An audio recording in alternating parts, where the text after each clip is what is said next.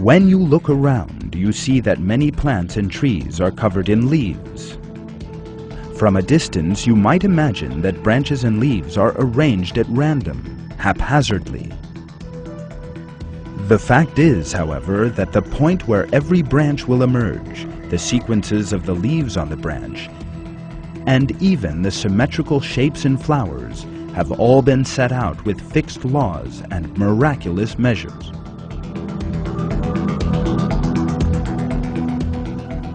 Plants have been abiding by these laws to the letter since the moment they were first created. In other words, not a single leaf or flower emerges by chance. How many branches a tree will have, where the branches will spring from, how many leaves a branch is to have, and the arrangement of those leaves have all been determined beforehand. In addition, every plant has its own unique branching and leaf sequence laws.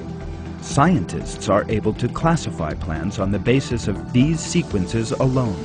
The extraordinary thing is the way that two poplars, one in China and one in England, for example, are aware of the same rules and proportions and apply the same ratios. It cannot, of course, be chance that creates all plants with their own unique mathematical calculations. The creator of this beauty and flawless form is omniscient God. As is revealed in the Quran, He to whom the kingdom of the heavens and the earth belongs, He does not have a son, and He has no partner in the kingdom. He created everything and determined it most exactly. Let's perform a brief count of the leaves of this plant in the pot. Let's continue counting until we encounter another leaf on the same level. At this point, let us also remember the number of turns we made around the stem. The two numbers we obtained, the number of leaves and revolutions, will be the first two numbers we see in the Fibonacci series. Had we begun counting in the opposite direction, then we would have obtained the same number of leaves, but at a different number of revolutions. The number of turns in each direction and the number of leaves encountered during these reveal three consecutive Fibonacci numbers. These sequential forms may be circular or spiral, depending on the species of plant. One of the most important results of this special sequencing is that leaves are arranged so as not to cast shadows over one another. According to these proportions, known as leaf divergence in botany, the order in the way leaves are arranged around the stem has been determined with particular numbers. This arrangement is based on an exceedingly complex calculation. If n is the number of revolutions we need to make, beginning at one leaf, until we encounter another leaf at the same level, and if p is the number of leaves encountered during this cycle, then p divided by n fraction is the leaf divergence that exists in plants. Leaf divergence equals number of leaves in a leaf cycle divided by the number of revolutions. Fractions peculiar to some plants are as follows: 1/2 in meadow plants, grasses, 1/3 in marsh plants, 2/5 in fruit trees, apple trees for example, 3/8 in banana species, 5/13 in bulbous plants.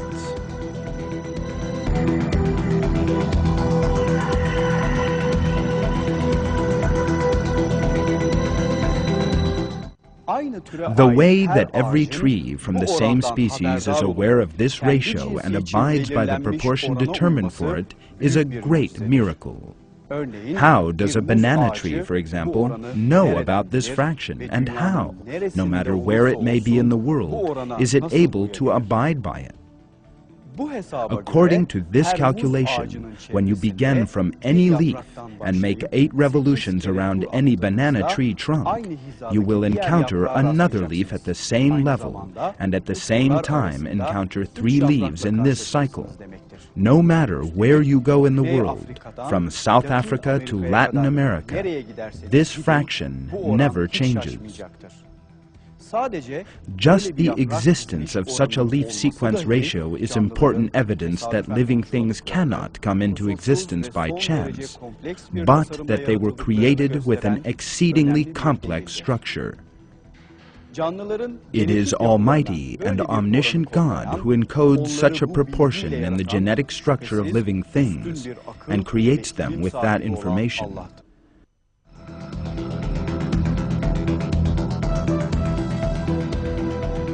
The numerical miracles we encounter in plants go further than these. Although the branches we see on the trees around us may appear to be arranged haphazardly at first glance, they, too, are actually arranged according to an exceptionally complex plan and mathematical calculation. Botanists have identified the golden ratio numbers inherent in the branching of a growing plant. We may now consider the example of the sneezewort plant. Let us look at the relationship between branching and the golden proportion in this plant. As the plant grows, a new branch emerges from every bud, and a new branch from that one.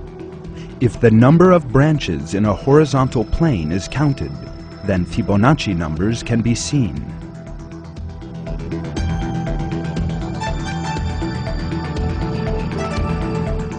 The Fibonacci series is an important key to understanding the fine calculation and arrangement in plants. This shows the order and aesthetics in leaves and flowers arranged according to the Fibonacci series. The fact that plants are shaped according to specific mathematical formulae is one of the most evident proofs that they have been specially created. The sensitive measures and balance in plant atoms and DNA also exist in the plant's external appearance.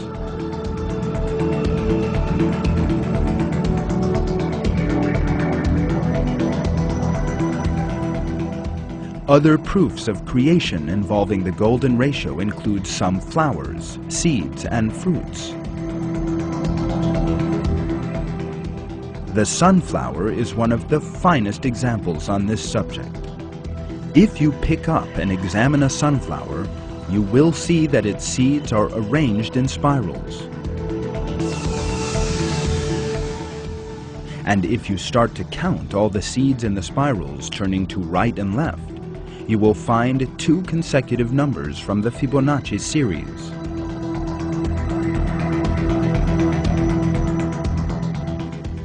This is certainly not limited to the sunflower alone.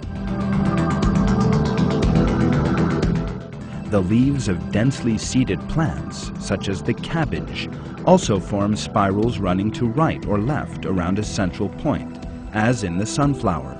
Daisies and pinecone scales are also set out in right and left spirals. If you count these one by one, you will again obtain numbers based on the Fibonacci series, in other words, on the golden ratio. These numbers in the spirals in plants will be 5/8 and 8/13 in pine cones, 8/13 in pineapples, 21/34 in the central florets of the daisy, 21/34 in the central florets of the daisy, and 21/34, 34/55, and 55/89 in sunflowers. Evidence of God's flawless creation can be found in all this fine measure and regularity. The flawless creation of plants has been revealed in a verse from the Quran, and we are told that this is also important proof for believers.